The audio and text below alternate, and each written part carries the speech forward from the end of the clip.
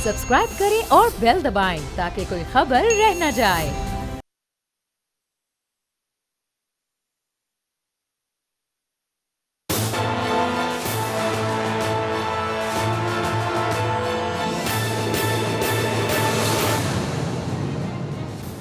अस्सलाम वालेकुम नाज़रीन, मैं हूँ आपका मेज़बान समी इब्राहिम और आप देख रहे हैं प्रोग्राम तजिया।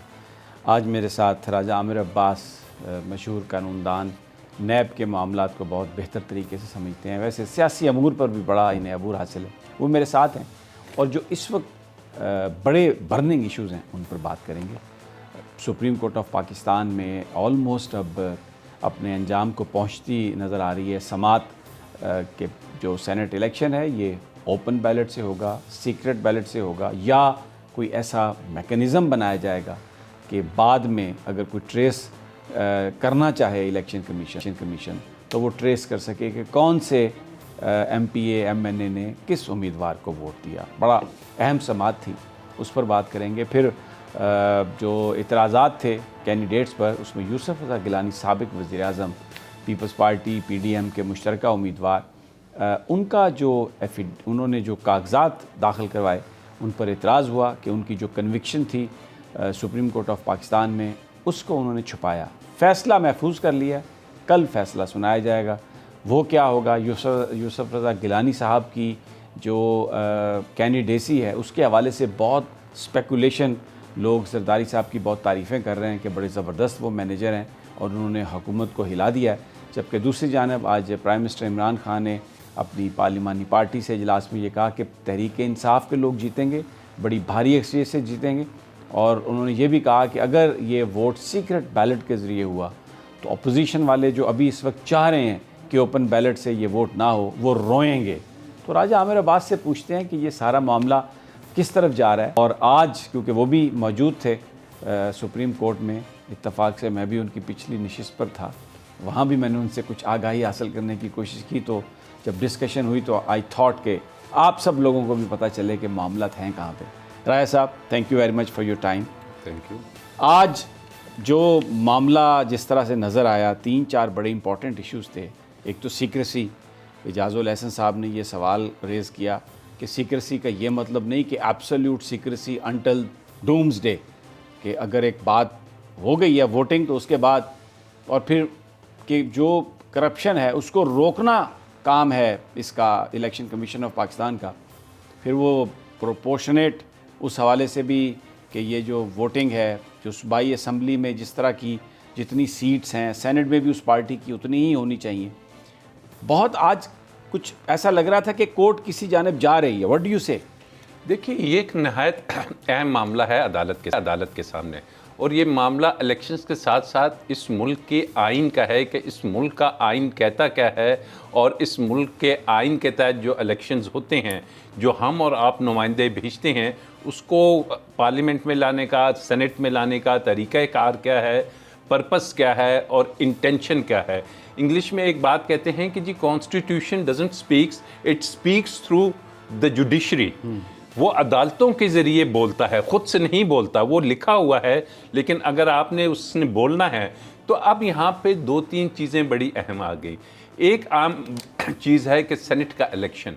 अब सेनेट के इलेक्शन में और नेशनल असम्बली के इलेक्शंस में एक बड़ा बुनियादी फ़र्क डाल दिया गया है कि जो नेशनल असम्बली का इलेक्शन है उसमें हमारे आईन पाकिस्तान में लिखा हुआ है कि वहाँ पे फ्री वोट होगा। फ्री वोट मीन्स कि वोटर को मुकम्मल तौर पे आज़ादी है कि वो जिसे चाहे वोट करे, ठीक है। लेकिन उसके बरक्स जब जो आइन साज थे उन्होंने जब सेनेट के इलेक्शन के बारे में आर्टिकल 59 है ऑफ द कॉन्स्टिट्यूशन, उसकी सब क्लॉज 2 है कि जो बताती है कि जो सेनेट के इलेक्शंस हैं उसके पोलिंग कैसे होगी और इलेक्शन कैसे होगा। वहाँ पे उन्होंने लिख दिया कि जो सेनेट का इलेक्शन होगा ये proportional representation on the basis of a single casting vote होगा। अब प्रोपोर्शनल जो रिप्रेजेंटेशन है, इस बाबत आज एक जो जब ये बन रहा था तो एक तकारीर और एक वो भी दिया गया पार्लियामेंट का, पीरजादा साहब की हफीज तकरीर का वो हिस्सा पीरजादा पढ़ा का, गया, जिसमें उन्होंने इंटेंशन बताई कि प्रोपोर्शनल रिप्रेजेंटेशन मींस कि यहाँ वोटर को हमने पाबंद किया है कि फ्री वोट नहीं, आप पाबंद हैं कि आपकी पार्टी को जितनी प्रोपोर्शनेट सीटें मिली हैं सूबे में, आपने उतना ही सेनेट में लेके जाना है। यानी जो सूबाई असेंबली में कंपोजिशन है वही सेनेट में पार्टी की रेशो वही जाएगी। इस चीज़ की इजाज़त नहीं दी जाएगी। तो फिर एक सवाल यहाँ पर आता है राजा साहब, मैं ये नाजरीन भी ये उनके सवाल हैं, फिर ये जिस तरह ख़वातीन की सीट्स होती हैं फिर वोट की क्या ज़रूरत है? सिर्फ सिलेक्शन उसी तरह हो जाए जिस तरह ख़वातीन की आती हैं कि जितनी जिसकी सीटें हैं उतनी उसको सेनेटर मिल जाए। इसका भी जवाब दिया गया सुप्रीम कोर्ट ऑफ पाकिस्तान ने, और ऑनरेबल जजेस को मैं समझता हूं कि उनका विजडम बहुत ज़्यादा था, और जिस अंदाज में पिछले काफ़ी दिनों से ये चल रहा था केस, लेकिन आज जो खासकर जस्टिस इजाजुल हसन साहब ने, चीफ जस्टिस साहब ने, इन्होंने बंदयाल साहब ने जो बात की, इन्होंने कहा कि जनाब इसका पर्पस ये है कास्टिंग ऑफ वोट कि वहाँ पे आज़ाद उम्मीदवार भी होते हैं, इंडिपेंडेंट कैंडिडेट्स भी होते हैं, और किसी इंडिपेंडेंट कैंडिडेट का भी ये कानूनी और कॉन्स्टिट्यूशनल राइट है कि वो सेनेट का इलेक्शन लड़े। अगर आप पार्टीज़ को सारी सीट दे देंगे तो फिर उनको आप इस चीज़ से रोक देंगे कि वो इलेक्शन नहीं लड़ सकते। तो this is the wisdom behind के उसको बैलेटिंग किया है, लेकिन उसमें फिर आपको फ्री विल नहीं दी कि आप अपनी मर्जी से अपना वोट कास्ट करें। तो ये एक इंतहाई अहम नुक्ता है कि जिसके ऊपर मैं समझता हूं कि अब डिसीजन आना है। और इसमें एक और चीज़ बड़ी इंपॉर्टेंट है कि इन केस अगर कोई शख्स नहीं देता, ऑल्दो आर्टिकल 63 में हमारे यहाँ ये नहीं है कि जी डिफेक्शन क्लॉज में कि उसको हम निकाल दिया जाएगा पार्टी से, लेकिन फिर ऐसी सूरत हाल में उस वोट का क्या होगा। और इस आयरॉनिकली ये जो काम है, ये काम है तमाम जो 218 को अगर आप पढ़ें तो ये इलेक्शन कमीशन ऑफ पाकिस्तान का काम है to conduct free fair elections. और फ्री फेयर इलेक्शंस कंडक्ट करने के लिए उन्होंने जो करप्ट प्रैक्टिसेस हैं, माल प्रैक्टिसेस हैं, उसको गार्ड करना है। गार्ड का मतलब ये है कि आपने होने से रोकना है, और उसको गार्ड करने के लिए बारहा चीफ इलेक्शन कमिश्नर साहब से कहा गया कि जनाब आपको किसी कानून साजी की ज़रूरत नहीं, ये जो आईन पाकिस्तान है ये आपको एम्पल ऑफ पावर्स देता है। किसी को इतनी शायद पावर्स नहीं दी जो फ्री एंड फेयर इलेक्शंस के लिए इलेक्शन कमीशन ऑफ पाकिस्तान को दिए हैं। आप उनको इस्तेमाल कीजिए, आप उनको यूज़ करते हुए ये ऐसा एक बनाइए कि कोई शख्स इस किस्म का वोट ना दे सके। और ऑल्दो आर्टिकल 226 में ये लिखा हुआ है कि all constitutional elections should be through secret ballot. अब सीक्रेट बैलेट मीन्स कि आपने वोट डालना है, आपने अपनी आइडेंटिटी उस वक्त जाहिर नहीं करनी, और जब वोट डल जाता है वहाँ तक किसी को नहीं पता कि आपने वोट किसको दिया है। लेकिन जो क्वेश्चन उठाया गया वो था कि क्या सीक्रेट मीन्स इन्फिनिटी टाइम तक, लामहदूद वक्त तक, या कि कल को कोई डिस्प्यूट होता है। अगर डिस्प्यूट ये आ जाता है, आइन के तहत ही ये डिस्प्यूट है कि आइन ने ही कहा है कि आप अपनी पार्टी से हट के नहीं दे सकते, तो इस डिस्प्यूट को सॉल्व करने के लिए जो मैकेनिज़्म होगा वो इलेक्शन कमीशन ऑफ पाकिस्तान करेगा। और उसमें रास्ता जो नज़र आ रहा है वो यही है कि जनाब जो काउंटर फॉइल्स हैं, आपने और तो किसी चीज़ से नहीं जांच सकते कि ये वोट किसका है। काउंटर फॉइल पे और मेन वोट पे आपस में कनेक्ट हो, एक नंबर हो या जो कुछ भी हो, ताकि कल को वो अनर्थ हो जाए वोट कि ये किसका वोट है। यानी ऐसा मैकेनिज्म हो, बैलेट पेपर का एक ऐसा सीरियल नंबर हो खुफिया जो सिर्फ इलेक्शन कमीशन के पास हो, और अगर बाद में कोई जो नताइज हैं वो इस तरह के हों कि जो पार्टी की पोजीशन है सूबाई असेंबली बढ़ में जाते हैं या कम हो जाते हैं, तो फिर ये ट्रैक करने के लिए कि ये किसका वोट होगा, कहाँ से आया होगा, तो वो फिर उसको देखा जा सके। समी साहब, एक और बड़ी इंपॉर्टेंट चीज़ है जो हम आप, ये तो अदालत की बातें हैं ना, हम आप जब ये वीडियोस देखते हैं ना, ये टीवी पे वो दत्थे रखे हुए हैं और करोड़ों अरबों की, मैं ज़ाती तौर पे काफ़ी सेनेटर्स को जानता हूँ ज़ाती तौर पे जिन्होंने करोड़ों रुपए करके अरेंज और वो सेनेट का इलेक्शन जीते हैं। ये कोई ढकी छुपी बात नहीं है।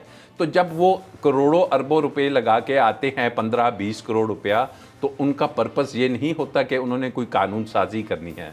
उनका पर्पस है कि 20 करोड़ की बजाय 60 करोड़ रुपया मैंने कमाना है, मैंने किसी ऐसी उसमें जगह कमेटी में बैठ जाना है जहाँ पे मेरा कॉन्फ्लिक्ट ऑफ इंटरेस्ट या जो मेरा बिजनेस है उसको मैं ऊपर, और ये 15-20 करोड़ ना आप दे सकते हैं ना मैं दे सकता हूँ।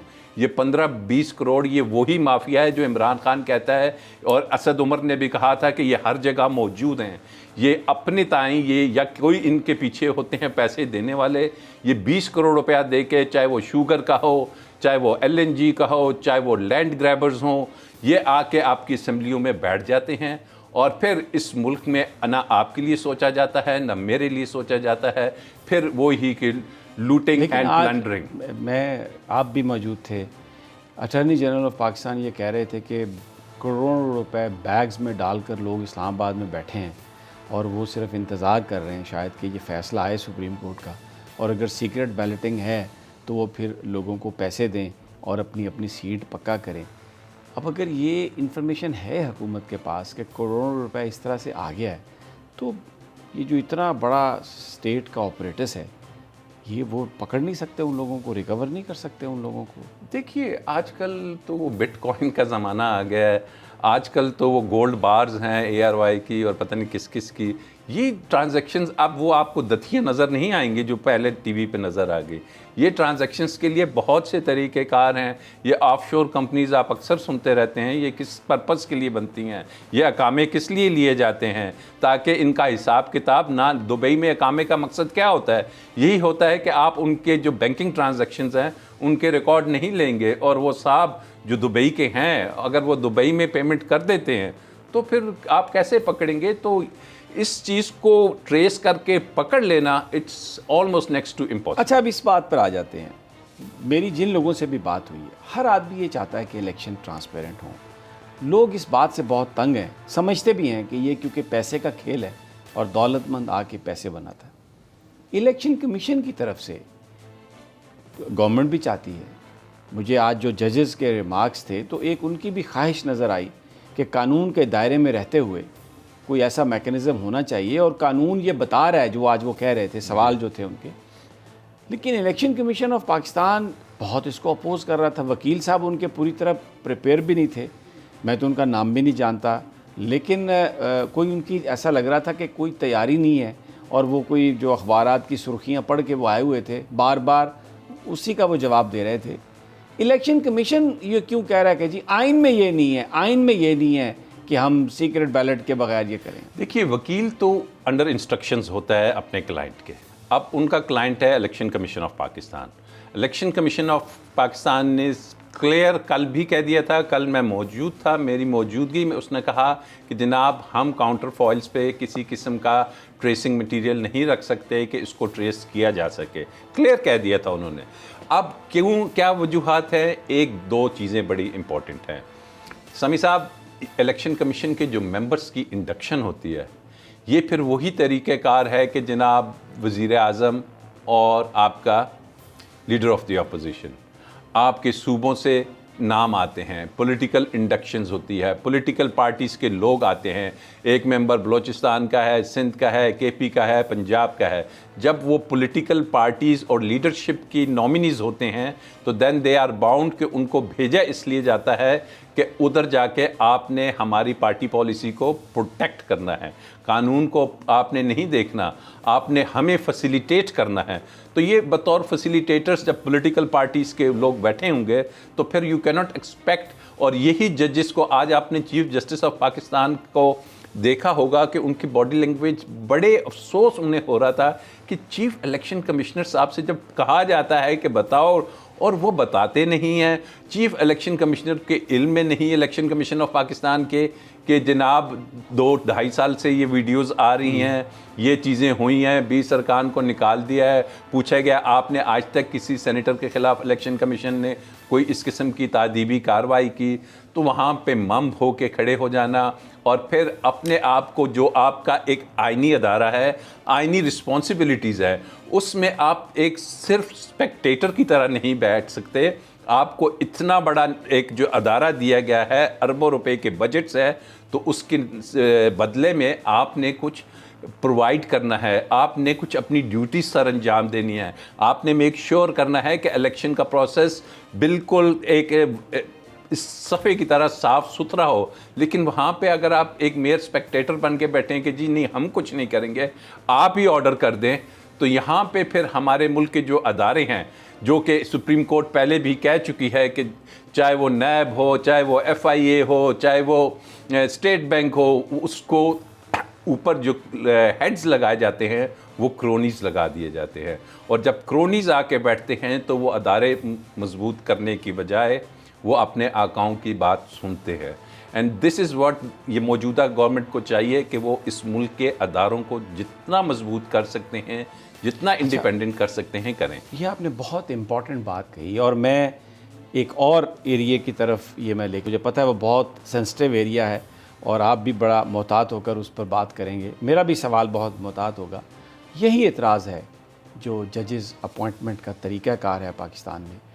बहुत सारे लोग जिनसे मेरी बड़े सीनियर कानूनदान हैं उनसे मेरी बात हुई तो वो ये बताते हैं कि एक ज़माना था जब लोग इम्तिहान होते थे, पास करके आते थे, फिर वो बहुत सारे जो जजेज़ हैं उनकी इंडक्शन होती थी। बीच में ऐसा एक सिलसिला आया कि जो वर्किंग लॉयर्स हैं जब उनको जजेस बनाना शुरू किया तो उनकी जो एफिलिएशंस थी, जिस पार्टी के साथ वो थे, क्योंकि अमूमी तौर पर दे वर वेरी एक्टिव पीपल, तो वो जब आए इस जगह पर, इस मनसब पर बैठे, तो माजी में इस बात की मिसालें मौजूद हैं कि फिर उन्होंने अपने ही जो आइडियोलॉजी है या जिस तरफ उनका टिल्ट था उसकी रिफ्लेक्शन भी हमें आई। तो जब हम ये देखते हैं अगर इलेक्शन कमीशन की एक पोजीशन इस तरह से बन गई है बिकॉज ऑफ दैट, तो सारे अगर इदारों को मजबूत करने की बात है तो फिर जजेस अपॉइंटमेंट का तरीक़ाकार जो है वो भी बदलने की ज़रूरत है। इसमें अगर हम थोड़ा सा बैकग्राउंड देखें ना कि हमारे मुल्क के जो जजेस थे इनिशियली, वो आप यकीन करें कि इंटरनेशनल स्टैंडर्ड्स के जजेस थे। जस्टिस कार्नीलियस, जस्टिस मुनीर, ये तमाम यू नेम एनीबॉडी, और हीरे थे। अनफॉर्चुनेटली कि जब हमारे मुल्क में फ़ैसलों में नज़रिया ज़रूरत की इंडक्शन हो गई ना, जब कानून को साथ हटा दिया गया, जब आप डॉक्ट्राइन ऑफ नेसेसिटी की तरफ मोल्ड हो गए, टिल्ट हो गए, जब जजेस ने फैसले ऐसे देने शुरू किए कि जिसमें कोई पॉलिटिकल एलिमेंट आपको नज़र आना शुरू हो गया, तो फिर वहाँ पे वो मोड़ आया कि उसके बाद जो जजेस की इंडक्शन थी, जो कि पहले सिर्फ इंटेग्रिटी और मेरिट पे होती थी, उसके बाद वो फिर लोगों को बतौर इनाम, बल्कि ऐसे लोगों को लाने की एक जो उनके पर्पस सर्व कर सकते हैं, पर्पस सर्व करें, या जो बहुत सबमिसिव हों, जो आगे जाके हमारे काम आए, जो एक पर्टिकुलर लॉबी, फिर ये चलते चलते डेवलप होता गया। फिर बार काउंसिल्स इसमें आनी शुरू हो गई, फिर चैम्बर्स बड़े बड़े उन्होंने अपने लोगों को इसमें इंडक्ट करना शुरू कर दिया। तो ये एक जो इंडक्शन का तरीक़ाकार है हाई कोर्ट के जजेस का, ये टोटली डिस्प्यूटेड हो गया। जब ये डिस्प्यूटेड हो गया तो उसके साथ साथ फिर लॉयर्स को जब ये पता चला कि जजेस तो खुद ऐसे आ रहे हैं, तो फिर उन्होंने भी ये काम शुरू किया कि ये जो चैम्बर के जजेस आते थे, बार में भी, वकला में भी तकसीम हो गई। एंड मैं आपको एक बात बताऊं, there are two sets of lawyers. एक को कहते हैं गुड लॉयर्स, एक को कहते हैं सक्सेसफुल लॉयर। जो गुड लॉयर होता है वो कानून जानता है, और सक्सेसफुल लॉयर वो होता है कि जो जजेस को भी जानता है। समझ गए? तो फिर अनफॉर्चुनेटली हम क्या देखते हैं कि आपने कुछ दिन पहले इंसिडेंट देखा कि इतना वहाँ पे जजों के, चीफ जस्टिस के चैम्बर को उड़ाया जा रहा है। तो ये चीज़ें फिर इस वजह से डेवलप होती तो किसी वही बात है कि ये चीज़ खाली आपको इलेक्शन कमीशन में नज़र नहीं आएगी, ये चीज़ खाली आपको बार एंड बेंच में नज़र नहीं आएगी, ये चीज़ आपको हमारे पॉलिटिकल सिस्टम में देखिए कि किस किस्म के लोग आके प्राइम मिनिस्टर और उसके बनते हैं। आज मैं वो सुन रहा था कि जनाब वो साबिक जो वज़ीर आज़म साहब हैं, जो कॉन्विक्ट हैं, उन्होंने अपने एफिडेविट में लिखा ही नहीं सेनेट के कि जनाब मुझे तो सज़ा हुई है। या हम ये देखते हैं कि हमारे 3 दफ़ा के वज़ीर आज़म का पासपोर्ट ज़ब्त हो जाता है, अभी वो रिन्यू नहीं हो रहा, हाई कोर्ट्स उनको एब्सकॉन्डर करार दे चुकी हैं। तो आप किसी एक चीज़ का नाम लें तो ये वो चीज़ें हैं जिसकी तवक्का मौजूदा हुकूमत से है कि वो किसी न किसी तरीके से, although there is a positive thing, कि हम उस लाइन की तरफ, उस डायरेक्शन की तरफ एटलीस्ट हमने टेक ऑफ करना शुरू किया है। हमारी वो सोच बनी है। प्रॉब्लम्स बहुत हैं हमें रास्ते में, उन माफिया से लड़ना भी है, आपने लड़ना है, हमने लड़ना है, लेकिन एटलीस्ट हमारी जो ऊपर की प्राइम मिनिस्टर है, मैं समझता हूँ कि वो ये चाहते हैं कि ये जो इलेक्शंस के मैटर हैं, ये जो इंडक्शंस के हैं, बट ही नीड्स जो उसकी शुरू की तकरीर थी कि right person at the right place वो ले आए। तो यकीन कीजिए कि ये जो मुश्किल चीज़ें नहीं हैं, हम इसको क्रॉस करेंगे। This nation has got lot of talent, तो कोई ऐसा वजह नहीं है। ये बात आपकी ठीक है, लेकिन आप समझते नहीं हैं कि इस वक्त जो सिचुएशन है उसमें प्राइम मिनिस्टर साहब को ऐसी चीज़ों में उलझा दिया गया है, ऐसे ऐसे इश्यूज़ बना के जिसकी वजह से बहुत सारे मिस गवर्नेंस के इश्यूज़ हैं, बहुत सारे चीज़ें डिले हुई हैं। मिसाल के तौर पर कई महीनों पहले सुप्रीम कोर्ट ऑफ पाकिस्तान ने कहा कि एहतसाब की अदालतें आप बनाएं। बार बार ये आई कि जी अप्रूवल दे दी, फ़ंड्स की अप्रूवल दे दी, हायरिंग हो गई, लेकिन वो हालांकि वो चीज़ इमरान खान वज़ीर-ए-आज़म पाकिस्तान के एजेंडे का हिस्सा थी, उनके लिए तो ये एक लूज़ डिलीवरी थी। अगर सुप्रीम कोर्ट कह रही है तो सबसे पहले वो काम होना चाहिए था। लेकिन एक तरफ वो ये कहते हैं कि right person at the right job, but then what we see, अदालतें बनाना लॉ मिनिस्ट्री का काम है। सुप्रीम कोर्ट बार बार कह रही है अदालतें नहीं बन रही, एहतसाब की चल नहीं रही, तो ये एक बहुत चीज़ों में उलझ नहीं गए जिससे उनकी परफॉर्मेंस बहुत मुतासर हुई। अनफॉर्चुनेट बात है कि ये वो चीज़ें हैं, पेटी इश्यूज हैं कि जो प्राइम मिनिस्टर तक जाने ही नहीं चाहिए। ये कंसर्न डिवीजन्स और मिनिस्ट्रीज़ का काम है।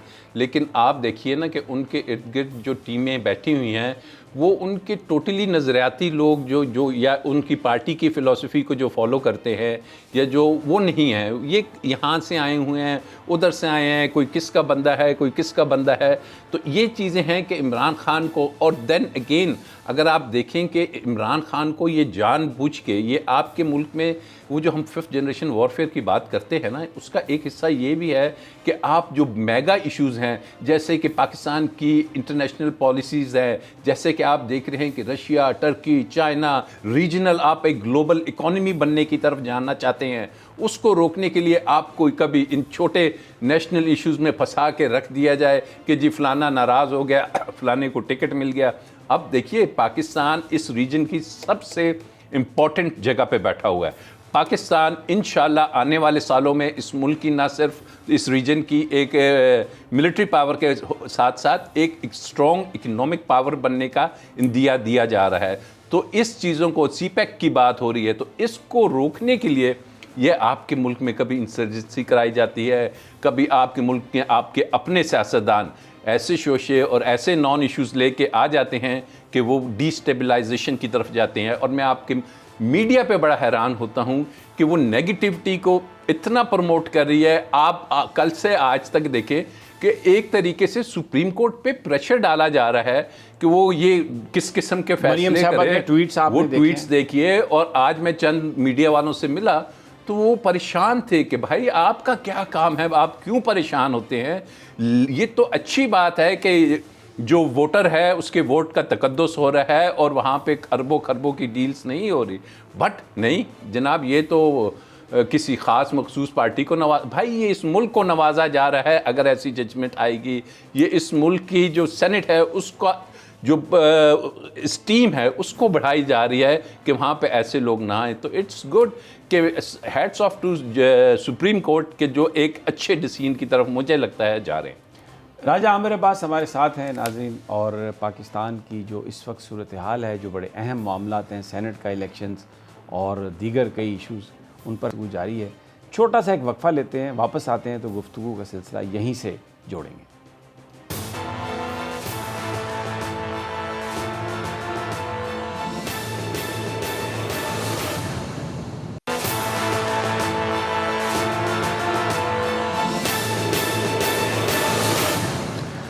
वेलकम बैक नाज़रीन, राजा आमिर अब्बास हमारे साथ हैं और हम सेनेट के इंतखाबात, सुप्रीम कोर्ट में जो रेफरेंस है सदारती, उसके हवाले से बात कर रहे थे। बड़ी खुल के बात हुई ब्रेक पर जाने से पहले। राजा साहब, आपका इम्प्रेशन क्या है कि अदालत जो है डेफिनेटली इस चीज़ को छोड़ तो नहीं सकती इस तरह, बिकॉज ये लोगों के मुस्तकबिल और इलेक्शन का मामला है। कोई बीच की सूरत, अगर पॉसिबिलिटीज़ जो आप जो बतौर लॉयर सोच सकते हैं, कुछ आपके जहन में आता है कि पॉसिबिलिटीज़ क्या हो सकती हैं? देखिए, पॉसिबिलिटी वही होगी जो आइन में लिखी हुई है, उससे बाहर तो कुछ नहीं हो सकता। आइन में अब जौन सी है, सुप्रीम कोर्ट कानून साजी भी नहीं कर सकती, लेकिन सुप्रीम कोर्ट ने बड़ा क्लियरली बता दिया है कि आइन में जो पावर्स दी गई हैं इलेक्शन कमीशन ऑफ पाकिस्तान को कि आपने प्रोपोर्शनल रिप्रेजेंटेशन करनी है। The scheme and theme behind senate election is not a free vote but a vote के जिसको लिमिट कर दिया गया है कि पार्टी की प्रोपोर्शन रिप्रेजेंटेशन के साथ। तो उससे बाहर अगर चले जाते हैं, अगर रिज़ल्ट आते हैं, तो फिर उस सेनेट का क्या स्टेटस होगा, उस सेनेट में आने वाले रिप्रेजेंटेटिव्स का क्या स्टेटस होगा, और उस चीफ इलेक्शन कमीशन या वो जो इलेक्शन कमीशन ऑफ पाकिस्तान है, अगर वो फेल हो जाता है अपनी आइनी ज़िम्मेदारी पूरी करने से, ये उसकी एक आइनी ज़िम्मेदारी है। तो ऐसी सूरत हाल में क्या सिस्टम, जैसे कि आज कहा गया कि ब्लॉक हो जाएगा, क्या होगा?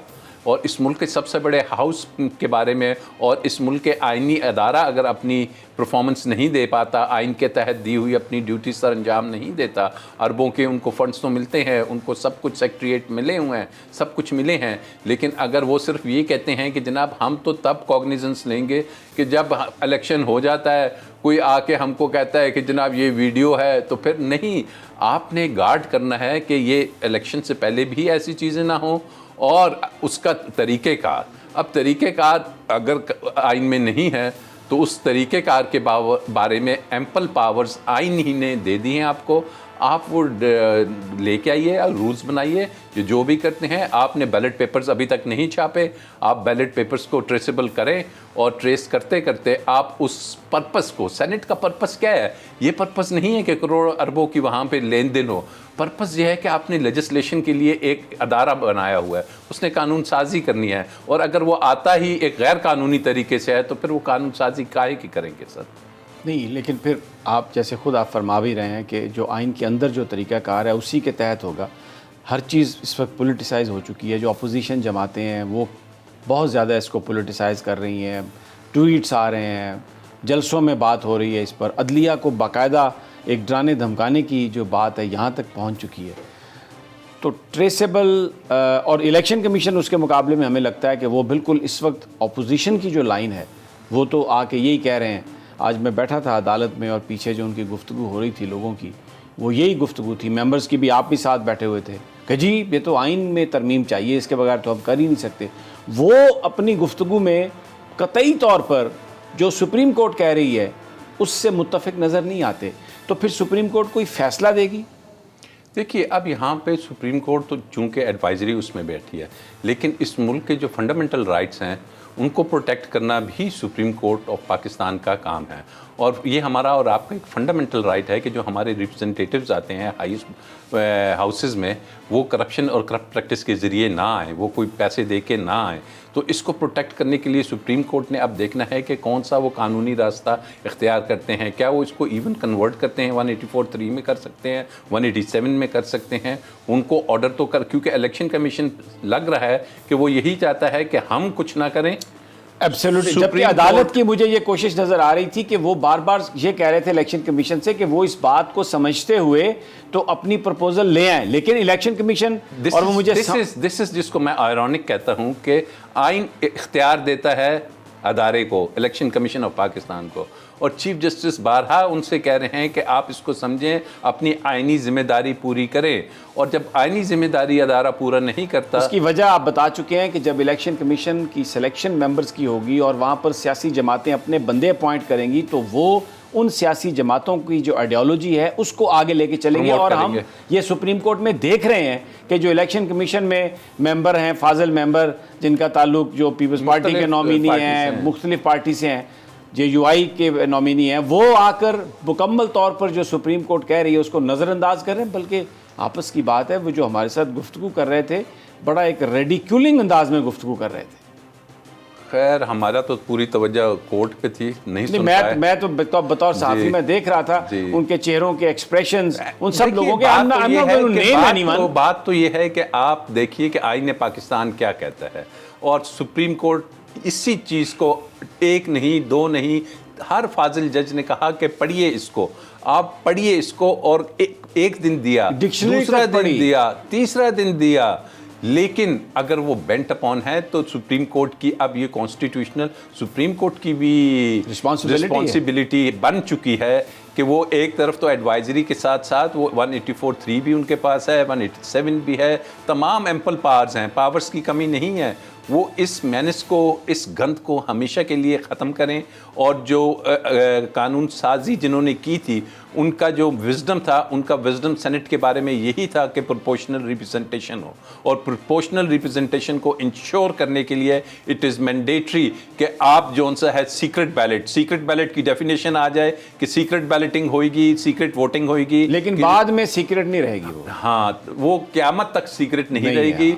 उसको आप ट्रेस करेंगे कि जैसे कि उन्होंने कहा कि दुनिया में तो अब इलेक्ट्रॉनिक वोटिंग होती है सारी दुनिया में, क्या वो सीक्रेट रह सकती है? नहीं रह सकती, वो सॉफ्टवेयर में मौजूद है। अमेरिका में तो जो वोट होता है किसी भी चीज़ पे, वो तो स्क्रीन पे आ रहा होता है, एक बंदे का नाम पुकारा जाता है, वो स्क्रीन पे वो बोलता है, उसका नाम लिखा जाता है कि इसने ने में दिया है या इसने ओके में दिया है, तो वो तो कोई कहीं पे भी वोटिंग छुपाने की तो बात ही नहीं है सिवाय यहाँ पाकिस्तान के। बात ये है ना कि ये कानून साजी की हमारी इसी पार्लियामेंट और इन्हीं लेजिस्लेटर्स ने, और इन्होंने खामखा से सीक्रेट रख दिया। भाई आप क्यों सीक्रेट रखते हैं? What is the purpose behind?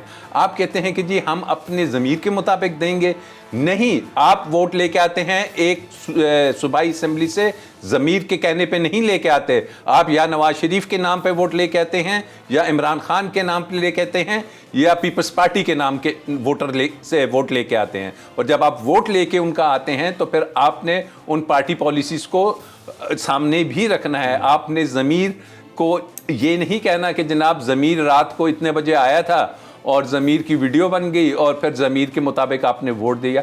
वहाँ पे कहाँ पे आपका ज़मीर है कि जनाब? मुझे कोई बता रहा था कि वो जो वीडियो बनाई गई है ना, वो एक्चुअली रसीद थी कि कल को बजाय के पैसे नहीं दिए और वो दिए। बहरहाल आज वो तहकीकाती कमेटी में अरशद शरीफ साहब ने वो दी है, लेकिन मैं टिकट देख रहा था कि उसमें वो बता रहे थे कि जी उन्होंने फोरेंसिक ना कराने का फ़ैसला किया। भाई आप फोरेंसिक करवा लें, फोरेंसिक क्यों नहीं करवाते आप? उस वीडियो का पता चल जाए एडिटेड है, नॉन एडिटेड है, कहाँ पर बनाई गई है, कब बनाई गई, कैसे था। तो लेकिन वो ज़ाहिर है जब अगर मिनिस्ट्रियल कमेटी होगी और उसमें हमारे प्यारे दोस्त जनाब शहजाद अकबर साहब भी मौजूद होंगे, तो फिर उसके बाद तो वहाँ से कुछ निकलना बहुत ही मुश्किल है। आप अगर फोरेंसिक नहीं करेंगे, डॉन को पकड़ना मुश्किल ही नहीं, नामुमकिन है। फोरेंसिक नहीं होगा, लैब नहीं होगी, तो फिर आपको खोसा साहब की जजमेंट याद होगी कि जिसमें उन्होंने वीडियोस के बारे में, जब मरियम बीबी वो वीडियो लेके आई थी, बड़ी डिटेल में उन्होंने लिख दिया कि कैसे एडमिसिबल एविडेंस, तो इसीलिए तो उन्होंने फैसला किया कि इसकी हम फोरेंसिक नहीं कराएंगे ताकि ये अदालत में एडमिसिबल एविडेंस के तौर पर पेश ही ना हो सके। तो अब ये तो फिर मेलाफाइडीज जाहिर करती हैं कि जनाब अगर तो उसमें एक पार्टी, देखिए आपने दोनों फ्री कैन को देखना है। अगर एक फ्री कैन कहता है कि जनाब ये एक के कहने पे हुआ था,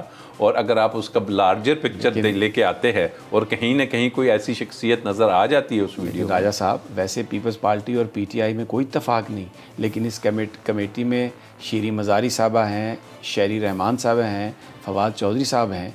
एक क्लासिकल उनके दरमियान एक एग्रीमेंट हुआ है और यूनानिमस एक ही पेज पे कि इस वीडियो का फोरेंसिक नहीं कराना। ऐसी मिसाल आपको मिली है कभी अपोजिशन और हुकूमत की हाथ में हाथ डालकर आगे जाने की?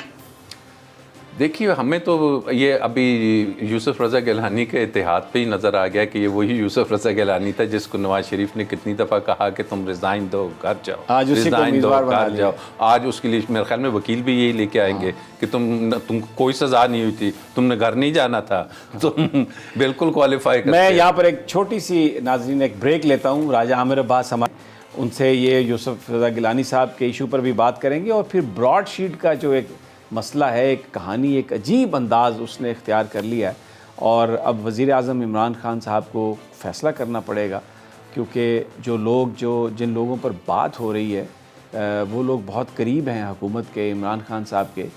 भले काम वो अच्छी नीयत से कर रहे हों, लेकिन ट्रांसपेरेंसी के लिए कुछ इम्पॉर्टेंट डिसीजन ज़रूरी हैं। वो क्या हैं, छोटी से वक्फे के बाद डिस्कस करते हैं।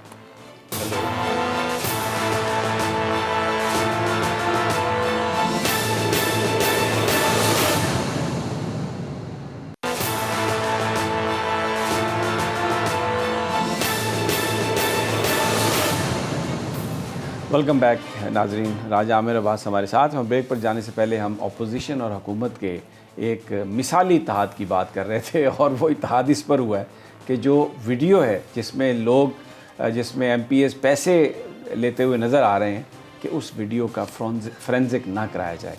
और कमेटी जिसने ये फ़ैसला किया है उसमें शहरी रहमान साहबा, उसमें मोहतरमा शीरी मज़ारी साहबा और जनाब चौधरी फवाद साहब हैं। और अगर फोरेंसिक नहीं होगा तो सुप्रीम कोर्ट ये करार दे चुकी है कि वो एडमिसिबल एविडेंस नहीं है। बहरहाल FIA को बुलाया जाएगा, IB को बुलाया जाएगा, KPK से पता नहीं स्पेशल ब्रांच को बुलाया जाएगा और ये क्या करेंगे, कौन सा नया चूरन बेचेंगे मुझे नहीं पता। लेकिन ये बात तो तय है कि अगर चोर को पकड़ने की बात आए तो हर जमात में ऐसे लोग मौजूद हैं जो एक दूसरे के साथ हाथ मिला के कोशिश करते हैं कि चोरी तक माल मसरूका भी बरामद ना हो और चोर भी बच जाए। राजा साहब, यूसुफ रज़ा गिलानी साहब का फ़ैसला महफूज हो गया। पूरी कौम ने देखा कि उनकी वज़ारत उज़्मा से रुखसती इसलिए हुई कि उन्होंने सुप्रीम कोर्ट के अहकामात की खिलाफ वर्जी की।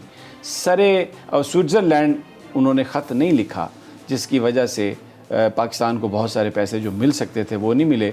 जरदारी साहब के साथ उनकी लॉयल्टी जो है वो पक्की साबित हो गई और उस वक्त भी ये कहा गया जी कि ये सदर साहब उनके बारे में नहीं तहकीकात हो सकती क्योंकि आइन उनको प्रोटेक्शन देता है।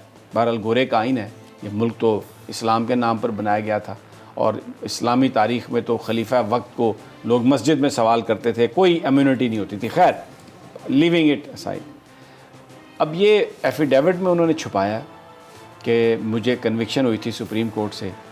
अब मुस्लिम लीग नून भी उसके साथ है। आप ब्रेक पर जाने से पहले कह रहे थे नवाज़ शरीफ साहब की मैं BCO साउंड बाइट सुनवा सकता हूँ कि यूसुफ रज़ा गिलानी घर जाओ, नाम क्लियर करके वापस आओ, तुम जो अब तुम अहल नहीं हो वज़ारत उज़्मा के। और शादियाने बजाए गए जब उनकी कन्विक्शन हुई। अब वो सब मिलकर उसी को न सिर्फ सेनेटर बनाने की कोशिश कर रहे हैं बल्कि धमकियां दे रहे हैं कि इसको सेनेट का चेयरमैन भी बनाएंगे। ये क्या है? किसको बेवकूफ़, किसको मामू बना रहे हैं? ये राजा साहब हो क्या रहा है? देखिए, ये बेवकूफ़ बनाना शायद अब इतना आसान नहीं रहा और यही वो वजह बनी कि PDM का जो रिज़ल्ट आना था या जो फेलियर हुआ, जो आवाम से उसे पजीराई नहीं मिली। आवाम ये समझ चुकी थी कि ये जो लीडरशिप है, चाहे जिस भी पार्टी की है PDM में, ये अपनी करप्शन, अपने बच्चों की करप्शन, अपने फैमिलीज़ को प्रमोट करने के लिए ये सब कुछ कर रही है। ना कोई आवाम का इनके पास इनके ज़हन में कोई लाया अमल है, ना कोई गरीब आदमी की बात है। यही वजह है कि लाहौर के जलसे में आपने देखा होगा कि जिसको गढ़ समझा जाता था वहाँ पे लोग नहीं आए और लोग जानते हैं। और अब भी ये बुरी तरह एक्सपोज होगी ये लीडरशिप, और एक्सपोज काफ़ी हद तक ये जो नई लीडरशिप है हो चुकी है कि जनाब आप लोग सियासत किस चीज़ की करते हैं? या तो अदारों के ख़िलाफ़ बातें करने की सियासत करते हैं या अदारों को मलाइन करने की करते हैं। फजल रहमान ने कहा अपनी तकरीर में अदारों को धमकियाँ दी। अब कल सुप्रीम कोर्ट पे वो ट्वीट जो सी थी वो भी ये था कि जनाब आप एक तरह के प्रेशर डाल रहे हैं। तो ऐसी सूरत हाल में अवाम यकीन कीजिए कि अगर यूसुफ रज़ा गिलानी डिस्क्वालीफाई होता है तो अवाम इस पर खुश होगी। और अवाम देखिए को बेवकूफ़ कानून और ये आपका जो सोशल मीडिया है, दो चीज़ें होती हैं। जब भी किसी शख्स का कोई केस चलता है तो उसे एक कन्विक्शन होती है, एक सेंटेंस होती है। सेंटेंस चाहे 1 मिनट की हो या 10 साल की हो, कन्विक्शन अपनी जगह बरकरार रहती है। और अगर कन्विक्शन थी तो यही वजह थी कि वो पहली दफ़ा इलेक्शन नहीं लड़ पाए पिछले, ठीक है, क्योंकि वो कॉन्विक्ट थे। अब आपने एक अपने जो आपका एफिडेविट उसमें ये आपने छुपाया है। ये कहना है कि मैं जो कुछ कहूँगा सच कहूँगा और मैं कोई चीज़ इससे छुपाऊँगा नहीं, ठीक है। डिक्लेरेशन ऑफ फैक्ट्स देना है और सॉलेम डिक्लेरेशन देना है, ऑन ओथ देना है। और इस पे मेरे अपने अभी 1-2 केसेस लगे हुए हैं सुप्रीम कोर्ट में जिसमें बड़ा सीरियस इशू आ गया है कि कोई अगर पार्लियामेंटेरियन उसने फॉल्स डिक्लेरेशन दी है तो ये हमारे 2017 के इलेक्शन एक्ट में क्लियर दिया हुआ है। I am 100% clear about it. मेरी एक पिटीशन पड़ी है इस्लामाबाद हाई कोर्ट में और मुझे वहाँ पर अदालत ये कहती है कि ये तो पार्लियामेंट फ़ैसला करेगी, अदालत तो फ़ैसला ही नहीं कर सकती इसका। नहीं सर, मेरी सुप्रीम कोर्ट में है और वो चल रहा है और ऑलमोस्ट जैसे ये केस अपनी इंतहा को है, उसमें लॉ ये है कि फॉल्स डिक्लेरेशन मीन्स कि इलेक्शन कमीशन ऑफ पाकिस्तान को भी इख्तियार है और वो बंदा आर्टिकल 62, 63 के हिट होता है। अगर उसका ना भी हो तो उसको डिस्क्वालीफाई होगा, उसका वो जो इलेक्शन है वो नल एंड वॉइड होगा। तो ऐसी सूरत हाल में मैं समझता हूँ शायद अगर कोई इतना सब्सटेंस ना होता इस केस में यूसुफ रज़ा गिलानी वाले में, तो ये फैसला अभी आ गया होता मौके पे ही, महफूज नहीं होता। तो आप देखिए कि कल क्या फैसला होता है। बहरहाल देखते हैं ज़रा ब्रॉड शीट पर। मैं क्योंकि आप नैब को बहुत अच्छे तरीके से जानते हैं, डेविड रोज़ कह रहा है कि 2.5 लाख पाउंड मैंने नहीं मांगे, वो मसावी कह रहा है, टेक्स्ट हैं उसके जिसमें कि उसने कहा कि मैं दूंगा, और उसके जवाब में डेविड रोज़ साहब ये कह रहे हैं कि मैंने वर्बली कह दिया था कि मैं तो मजाक कर रहा था। शहजाद अकबर साहब जो गवर्नमेंट ऑफ पाकिस्तान के नुमाइंदे हैं, वो कह रहे हैं कि जी मैं पाकिस्तान के पैसे कम कराने की बात कर रहा था। ये इस तरह जब रियासती मामलात हों तो ये इस तरह यारीबाशी में डील किए जाते हैं कि जी उसको कह दो कमीशन ले दो, दे दो। ये तो बहुत बड़ा डूबियस सारा हो गया मामला। और शहजाद अकबर साहब बिल्कुल आके टीवी पर मतलब ये कहते हैं जी मैं तो पाकिस्तान के पैसे कम कराने की कोशिश कर रहा था। उससे पहले, माफ़ी चाहता हूँ सवाल मेरा लंबा हो गया, वो 40 अरब रुपया जो आया वहाँ से, वो भी सुप्रीम कोर्ट के फ़ंड में डाल दिया, किसी और खाते में था। फिर ये कहा कि ये एग्रीमेंट जो है इसकी शिकें पब्लिक नहीं हो सकती। राय साहब देखिए, ये जहाँ तक ब्रॉडशीट का है, मैं तो इसको हुकूमत को समझता हूँ कि वो बिल्कुल गलत तरीके से लेके चली, क्योंकि इस हुकूमत का ना उससे लेना था ना देना था। ये तमाम ट्रांजैक्शंस माजी की हैं। ये 2002 से शुरू होती हैं, 2007, 2008 जब आपने जाके एक ऐसी कंपनी के साथ out of the court settlement कर ली कि जो कंपनी इससे ब्रॉडशीट LLC के साथ उसका कोई ताल्लुक ही नहीं था, वो शख्स फौत हो गया, आपने $2.5 मिलियन उठा के उसको दे दिया। किसने दिया? आपके इल्म में था कि ब्रॉडशीट लिक्विडेट हो चुकी है, ब्रॉडशीट को डिसॉल्व कर दिया गया है, ये चीज़ें रिकॉर्ड पे आ चुकी हैं कि इनके इल्म में था। फिर भी आप एक थर्ड पार्टी को वो पैसा दे देते हैं, वो पैसा चला गया आपका। उसके बाद आपने जब इसका केस आर्बिट्रेशन का किया, आर्बिट्रेशन के केस में आपने कुछ चीज़ों को प्रेस करना था, आपने सोवरेन इम्यूनिटी लेनी थी पाकिस्तान की, वो नहीं ली। तो इन चीज़ों को हैंडल करने की बजाय अब जाके मूसवी, जिसका अपना एक बड़ा ड्यूबियस किस्म का रिकॉर्ड है, अगर आप उसको देखते हैं तो ये 2006 से पहले तो इसका ब्रॉडशीट से कोई ताल्लुक ही नहीं था। ये ब्रॉडशीट जब लिक्विडेट हो गई, उन्होंने ख़त्म कर दी बरतानिया के हाई कोर्ट ने, क्योंकि ये डिफ़ॉल्ट कर चुकी थी। तो तब इसको पता चला कि जनाब इसके ज़रिए तो हम पैसे गवर्नमेंट ऑफ पाकिस्तान से ले सकते हैं। तो इसने कहा कि आर्बिट्रेशन का ख़र्चा मैं बर्दाश्त करूंगा, ये कंपनी मुझे दे दें। तो ये वहाँ से शुरू हुआ। और अनफॉर्चुनेटली अब चूँकि वो हमारे सुप्रीम कोर्ट के एक एक्स बड़े सीनियर जज साहब जो ख़ुद नैब को अच्छी तरीके से समझते हैं, अजमत शेख साहब, वो इसको डील कर रहे हैं। तो मेरे ख्याल में उस वक़्त का जो प्रोसिक्यूटर जनरल था, सबसे पहले वाला खान, क्या नाम था, फारूक आदम खान से शुरू करें। उस वक़्त के जो जनरल साहब थे जिन्होंने ये एग्रीमेंट किया था कि जनाब आप एक ऐसी कंपनी से, ओरिजिनल कंपनी तो अमेरिका की थी, वो तो साइड पे हो गई, ये ब्रॉडशीट कहाँ से आ गई, इसके बंदे कहाँ से आ गए, ये एक शेल कंपनी थी। ये शेल कंपनी जो 100 पाउंड के एवज़ बनती है, जिसके पास कोई इन्वेस्टिगेशन की एक्सपर्टीज़ नहीं थी, जिनके पास कोई इंफ्रास्ट्रक्चर नहीं था, कैसे उनको आपने आंखें बंद करके वो एग्रीमेंट किया। अब वो जनरल साहब कहते हैं कि जी वो तो प्रोसिक्यूटर जनरल इस दुनिया में नहीं रहे, और ये वो प्रोसिक्यूटर जनरल है कि जिसका अपना बेटा उन्हीं कंपनीज में था। और इसी प्रोसिक्यूटर जनरल की जो स्टेटमेंट आई है अब दौरान प्रोसीडिंग्स, उसको उन्होंने अपने एविडेंस के तौर पे वहाँ पे पेश किया है हमारे प्रोसिक्यूटर जनरल को।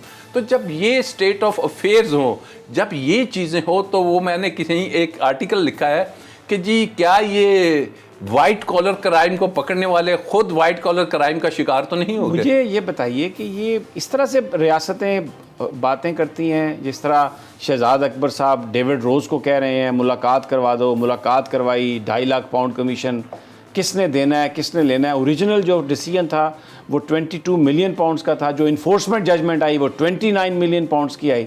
ये क्या हो रहा है? देखिए, ये तो ऐसे लग रहा है कि प्राइवेट डील्स तो नहीं है ना, ये तो स्टेट टू स्टेट है। आपको पता है उसमें मिनट्स बनने चाहिए, कोई बंदा बैठा हो। जो पार्टी थी वो नैब भी नहीं थी, वहाँ पे थी Islamic republic of Pakistan through chairman NAB. ठीक है, तो ये पाकिस्तान की स्टेट का जब काम है तो फिर आप स्टेट टू स्टेट अफेयर्स करें। आप अकबर साहब क्यों बीच में आ गए? अब देखे ना कि उनको चूंकि वो नैब इंडिपेंडेंट इदारा है, शहजाद अकबर साहब कहाँ से आ गए? अब ये चेयरमैन नैब को कॉग्निजेंस लेना चाहिए ना कि भाई पैसे तुम्हारे अदारे की वजह से ये नुकसान हुआ है। तुमने एक प्राइवेट काउंसिल उस ज़माने में 2006-7 में किया था, जिस प्राइवेट काउंसिल को सारा इल्म था कि ये क्या हो रहा है, जिसने जाके ये आउट ऑफ कोर्ट सेटलमेंट कराई, उसके बारे में आप पता करें कि ये कैसे हुआ, सब कुछ हुआ, मिलियंस ऑफ डॉलर्स फिर आपने वहाँ पे जाके हायरिंग की, लीगल फर्म्स की, उनको दिया गया, एंड रिजल्ट आप कुछ ऑब्टेन नहीं कर सके। तो चेयरमैन नैब क्यों नहीं, आप दूसरों की तो इंक्वायरी करते हैं, अपनी क्यों नहीं करते? अपनी क्यों नहीं करते? आपका अपना कानून है, आपको इख्तियार है कि आप अपने ऑफिसर्स की भी करें, आप अपने जो प्रोसिक्यूटर जनरल थे उनकी भी करें, और हुकूमत को बताएं कि ये जो नुकसान हुआ है 7 अरब रुपयों का, ये नुकसान हमको किस वजह से हुआ है। और ये जो कमेटियां अब देखिए ये तो कमेटी पा दी गई है। बहरहाल जी, बहुत शुक्रिया राजा आमिर अब्बास। एक बड़ा सवाल छोड़े जा रहे हैं ऐप के लिए कि ये जो कुछ हो रहा है, उनके अपने इदारे, वो एक इंडिपेंडेंट इदारा है, उनका ये क्लेम है और हम यकीन भी करते हैं। अपनी इंडिपेंडेंस का सबूत दें आप। और ये जो लोग आपके बिहाफ पर जिन्होंने गुफ्तगू करके इतना नुकसान पहुंचाया, कैसे हो सकता है कि कोई यार दोस्त बीच में आए और वो मुलाकातें करवाए और उन मीटिंग्स के मिनट्स भी ना हों? ये तो एक बड़ा मजाक लग रहा है। आप अपना रोल अदा करें, अपना आइनी रोल अदा करें और इनको पकड़ें। और वज़ीर-ए-आज़म साहब को चाहिए कि जब तक इसकी ट्रांसपेरेंट इंक्वायरी ना हो जाए, शहजाद अकबर साहब को कहें कि आप अपने ओहदे से हट जाएं। और ये टीवी पर आकर, एक तो आपके ऊपर इतने इल्ज़ाम हैं, ये जो आप जिस किस्म की गुफ्तगू करते हैं उससे प्राइम मिनिस्टर को, इस मुल्क को कोई फ़ायदा नहीं, नुकसान पहुँच रहा है। और छींटें जो है वो उन लोगों के दामन पर भी पड़ सकते हैं जो शायद इसमें मुलव्वस ना हो। मुझे इजाज़त दीजिए, इंशाल्लाह जल्द मुलाकात होगी। कल मुलाकात होगी। अल्लाह निगहबान।